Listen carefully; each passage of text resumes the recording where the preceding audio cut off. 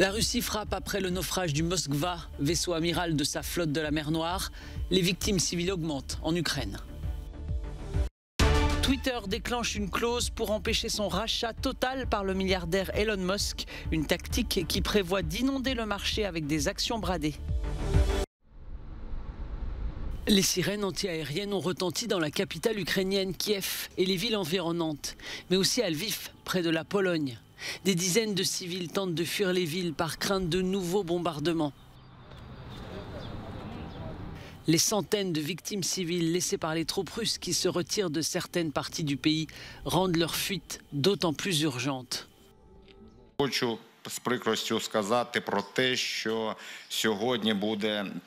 Je tiens à dire que le nombre de civils tués a dépassé les 900 autour de Kiev. Et j'insiste, il s'agit de civils dont nous avons découvert les corps et qui subiront un examen médico-légal.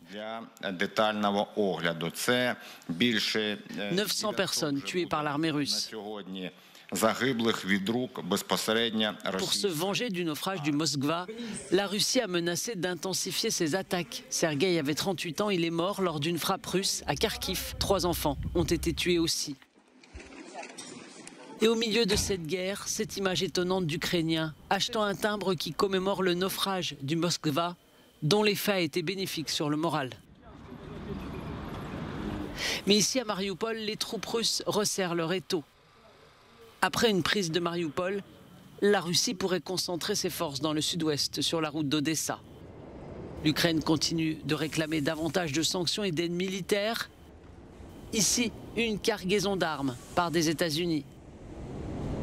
Alors que l'UE est toujours réticente à sanctionner la Russie sur les hydrocarbures, l'Allemagne va augmenter son soutien militaire et logistique à l'Ukraine.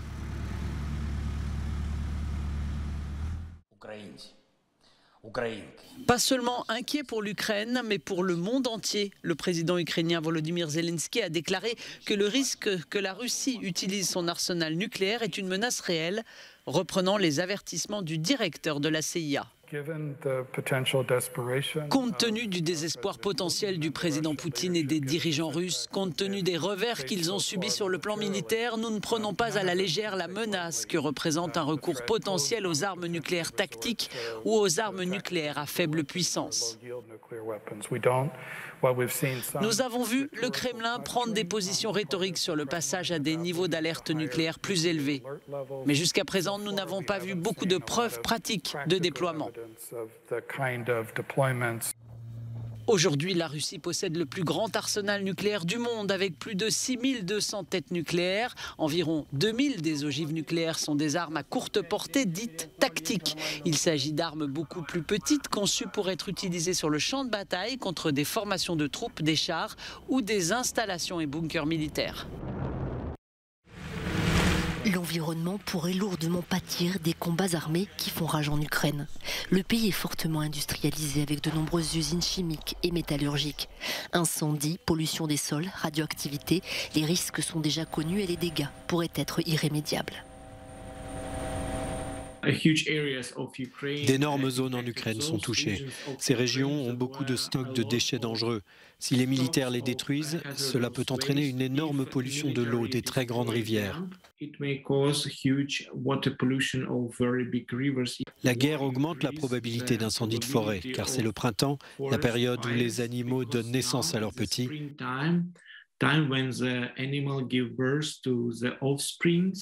Et en raison de la forte intensité des feux de forêt, cela peut causer des dommages aux personnes, de la pollution atmosphérique, mais aussi affecter la biodiversité.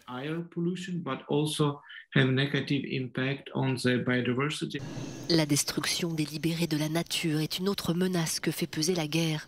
C'est ce qui s'est produit en 2008 pendant le conflit entre la Russie et la Géorgie, quand d'immenses zones de forêt ont été détruites par des incendies qui n'étaient pas accidentels. Je suis encore plus certain qu'en 2008, les dommages causés à l'environnement étaient intentionnels. Par exemple, lorsque des navires ont été détruits et que du fioul s'est déversé et a pollué la mer. Le plus gros dommage a été bien sûr les incendies de Borjomi et dans les gorges d'Athénie. Près de 1000 hectares ont été endommagés. Le territoire a probablement été frappé avec des bombes incendiaires. À l'époque, il n'était pas aussi facile de tout documenter. Les capacités techniques étaient minces. Les conflits armés portent atteinte à la nature de nombreuses façons. Lorsque la Russie faisait la guerre en Tchétchénie, les animaux fuyaient dans les montagnes du Caucase. L'impact sur les animaux sauvages était évident en Géorgie. Dans quelle direction ils allaient, où ils migraient.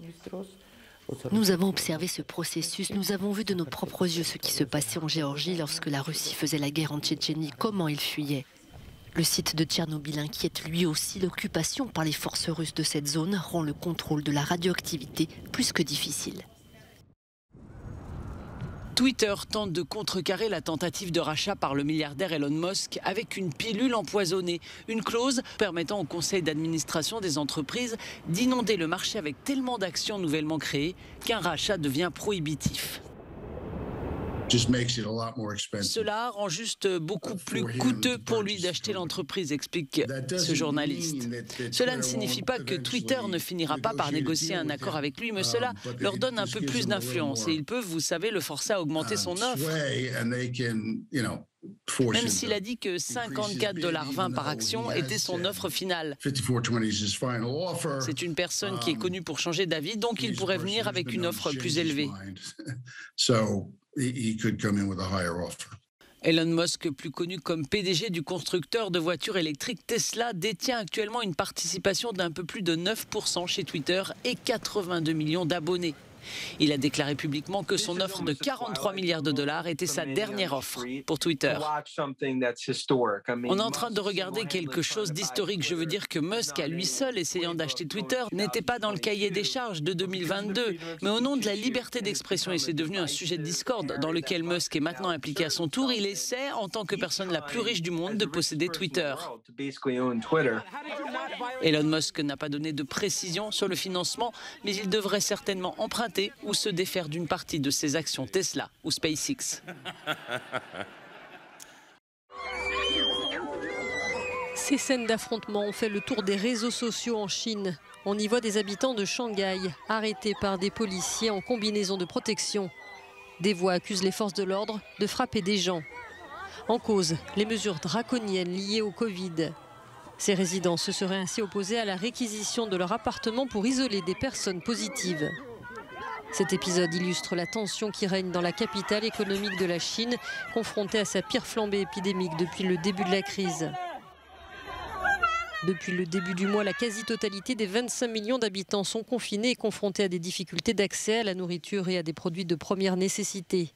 Malgré un mécontentement croissant, les autorités maintiennent leur politique de tolérance zéro. Ce vendredi, plus de 24 000 nouvelles infections ont été enregistrées. Même si la plupart sont asymptomatiques, les personnes testées positives sont placées en quarantaine. De nombreux Chinois refusent par ailleurs d'être placés dans les centres d'isolement du gouvernement, comme ces préfabriqués. Ils se plaignent que ces hébergements ne respectent pas les conditions d'hygiène minimales. Par ailleurs, ce vendredi, la métropole de Xi'an a elle aussi annoncé de manière inattendue des restrictions après l'apparition de cas positifs. Des mesures prendront effet ce samedi pour au moins 4 jours.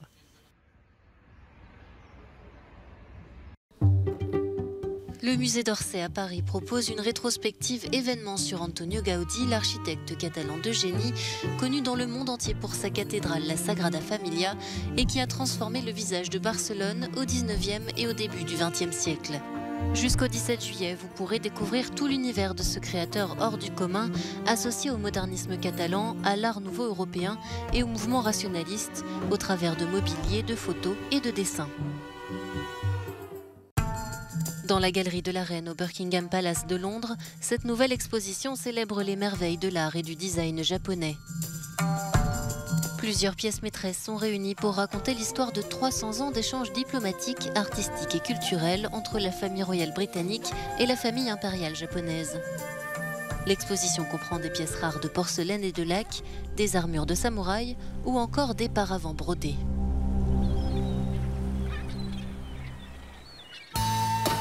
Jusqu'au mois de juin, découvrez enfin Enjoy, la collection qui présente le meilleur des dons et des achats réalisés ces 10 dernières années par le MUMOC, le musée d'art moderne de Vienne. Cette exposition exceptionnelle occupe la majeure partie du musée. Les pièces sont classées par ordre chronologique allant du modernisme classique à l'art contemporain. 20 ans après l'ouverture du MUMOC dans la capitale autrichienne, cette exposition est à la fois une enquête sur le passé et un aperçu de l'avenir du musée.